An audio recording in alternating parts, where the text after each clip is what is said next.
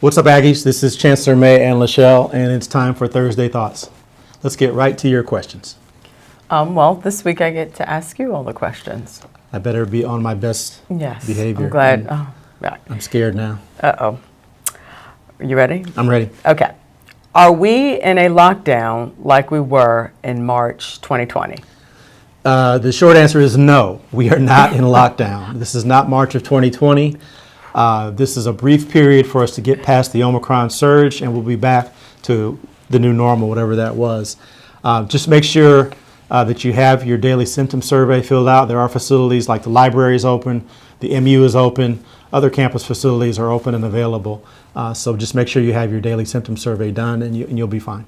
Can you, I don't know if this is a question behind here, but can you still go to the ARC? Yeah, in fact, the ARC is open. I worked out this morning, but just keep in mind you have to have an appointment, and there's reduced capacity at the ARC, but you are able to work out.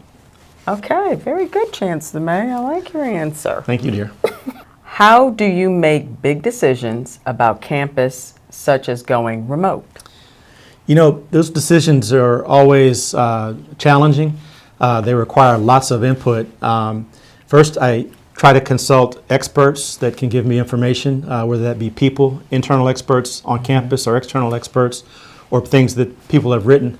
I also make sure that we're in line with whatever policies exist. So in the case of this current situation, the county public health office, both counties, Yolo and Sacramento, are relevant for us. Make sure that we are following the various guidelines that are put out by various agencies like CDC guidelines, et cetera.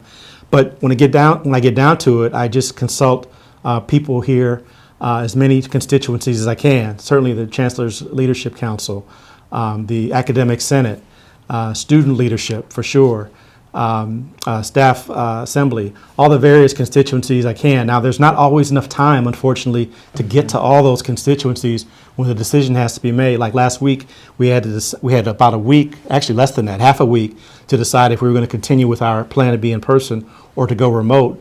And we had to try to talk to as many people and get as many perspectives as we could to make that decision. So I didn't actually get to every single constituency, but I heard from many of them.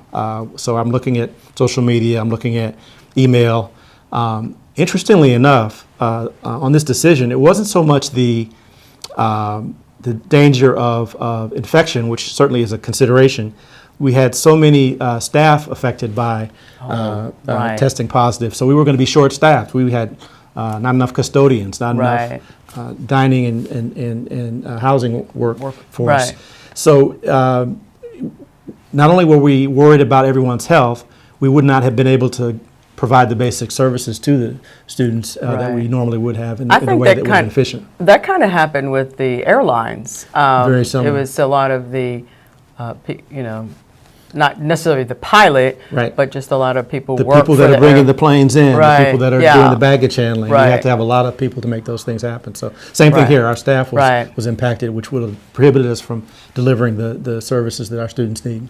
Right. This is overwhelming, I do think. It's complicated. Yes. Do you, as a side note, do all the UCs get together and they chat? That's a great amongst question. each other? Yeah. So I also have to interface with the Office of the President and the other chancellors, and we all talk about our plans, and we try to be reasonably consistent so that we're not doing something that's wildly out of line with someone else. Right. The main thing I want people to understand is we're talking about 14 more days of remote instruction. It's not going to be till the end of the quarter. It's not going to be for the rest of the academic year. And it's 14 days because next Monday is a holiday. So just hang in there with us for 14 more days of remote instruction. And my strong hope and suspicion is that things are going to be better at the end of the 14 Right. days. I just think people are nervous about we're back where we were before. Yeah, I they get are. that, so. Understandably so. I'm nervous. Right. I mean, it's human to be nervous in the face of uncertainty and the Right. unknown. But just know that we've got your best interests at heart. Okay. All right. In the interest of time, because this is an Instagram and not an Oprah interview. Okay. Why can't you just make the decision to go hybrid permanently? Yeah, you know, I wish I could make every decision just myself, but that's not the case. There are a lot of partners and there's a lot of collaboration required at the university. We have something here called shared governance at UC Davis and all the UCs. And that means that the Academic Senate has a voice. In fact, the Academic Senate has ownership of the curriculum and delivery of the curriculum and instruction. So any decision to go hybrid would have to be discussed, approved, and deliberated by the Academic Senate. Now, I think more hybrid instruction is probably a good thing, and I think that's the direction we'll be headed in the future. But we can't just make a snap decision to go hybrid. Right.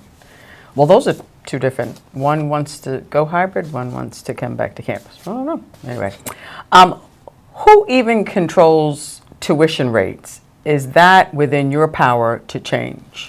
Yeah, that's a good question. I get that one a lot, as you can imagine. Just let me say, for the record, only the Board of Regents of the University of California can raise or lower your tuition. The chancellors, the campuses have no authority to do that. So when you put those comments on social media, when you email me and you ask those questions about tuition, just know that I cannot have any impact on your tuition. This is a fun question. The final question. All the questions were fun. Sure. Not really from my perspective, but no, I know it's a tough time. So anyway, do you have any New Year's resolutions? How about you? You start. Oh, I don't have any. You don't have any? I did not make one New Year's resolution. Because I made one a long time ago that I've kept all my life. But you're not going to make them. I'm not going to make any New Year's resolutions. So I don't do anything different New Year's that I wouldn't. Now there may be things I try to do better. I'm always trying to get better and try to learn things, but not specifically tied to the new year. Right. Me either. Usually people, they want to lose weight or they want to stop drinking. Yeah, or whatever. Nope. You don't want to lose weight or stop drinking? Always work out. Anyway, on that note, that was this week's question. That was Thursday Thoughts for this week, Aggies. Before we close, Aggies, I just want to mention that there's some really important information that's going out to you on social media. I call it our myth-busting information. There's a lot of misconceptions going around about what is and what isn't true regarding remote instruction and the environment that we're operating under. So look for that and give you the right information. And as always, I'm just grateful to you. I want to thank you for your patience. I want to thank you for just hanging in there with us during this difficult time. But in the meantime, as always, Lachelle and I would like to tell you to stay healthy and stay safe. And Go Aggies. I may be your future Oprah. You can keep your job for another week. Let me do